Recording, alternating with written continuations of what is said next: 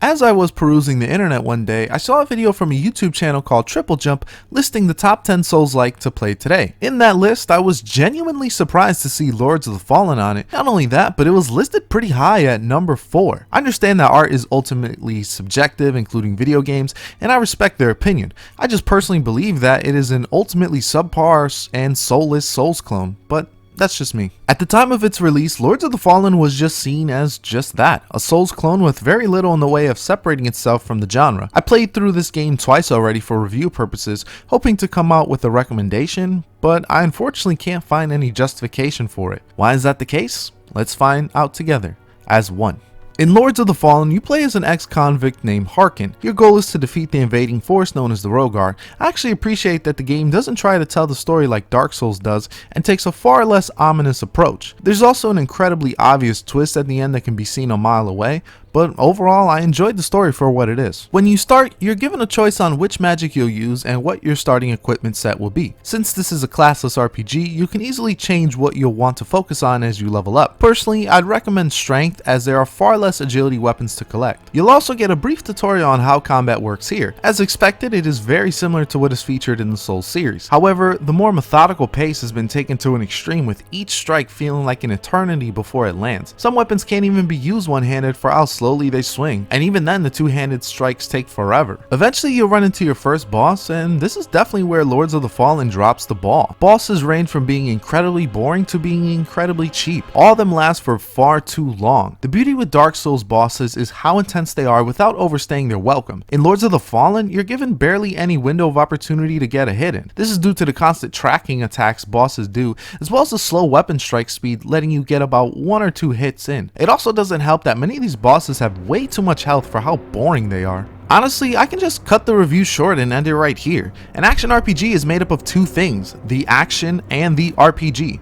If the combat sucks, what's the point in playing it? Well, it can still be salvaged if the rest of the elements can overcome it. To be fair, there are some elements that I do enjoy outside of combat. For one, the graphics are good for the time. This isn't a graphical powerhouse, but it runs smoothly and the armor sets that you find look pretty badass. The environments can get a bit samey with a lot of gray buildings and areas, and I wish you can turn off this annoying shaky cam after every hit. The animations are a bit overexpressive and odd, but forgivable. The music is also solid and pretty epic during the boss fights.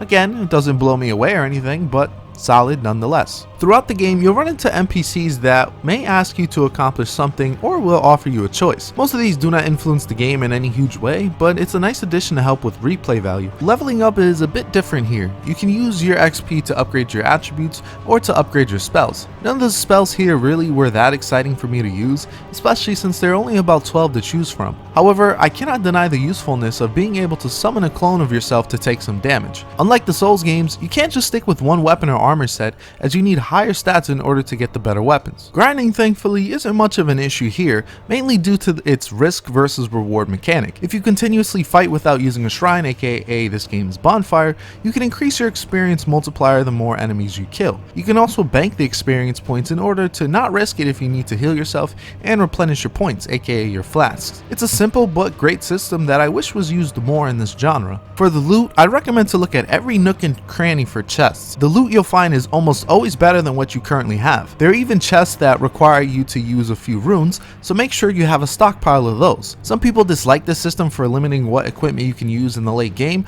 but I always had a problem with Souls games giving you worthless weapons by the end of their games, either due to incredible stat investment or for simply just not dealing enough damage. This loot can also be found in optional areas that can be teleported into certain locations. This can be an arena where you need to defeat certain enemies in order to unlock a chest, or others when you need to stay in the light and get to the next location without staying in the dark for too long. Both help you to mix things up a bit, but only slightly. You'll still be dealing with the incredibly slow and tedious combat regardless of what needs to be done. Along with using a shield and magic, you'll obtain a gauntlet that can be used for ranged attacks. I'm guessing since there are no bows in the games, it does suffice. It's one of the few unique items within the game, but unfortunately it doesn't reach its full potential. It's definitely useful in many fights and has great utility, but the powers are nothing too noteworthy.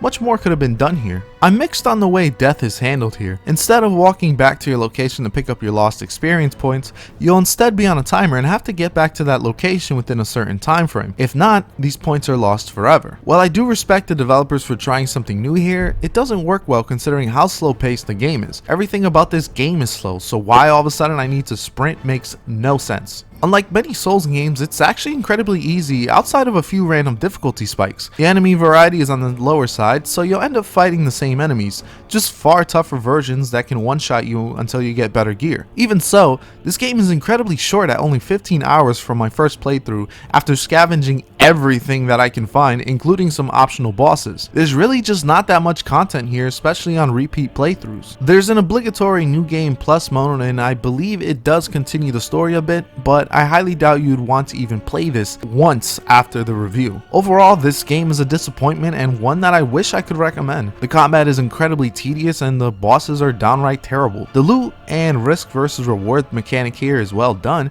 but it's not enough to overcome its combative shortcomings. On a more positive note, Deck 13 went on to create the Surge 1 and 2. I've played the sequel, and while I don't think it's anywhere close to the level of the Souls series, it's leagues and bounds better than this one. It's always good to see a developer learn from their mistakes and make a superior product later on. Thank you guys for watching as always, and this is Powerhouse, signing off.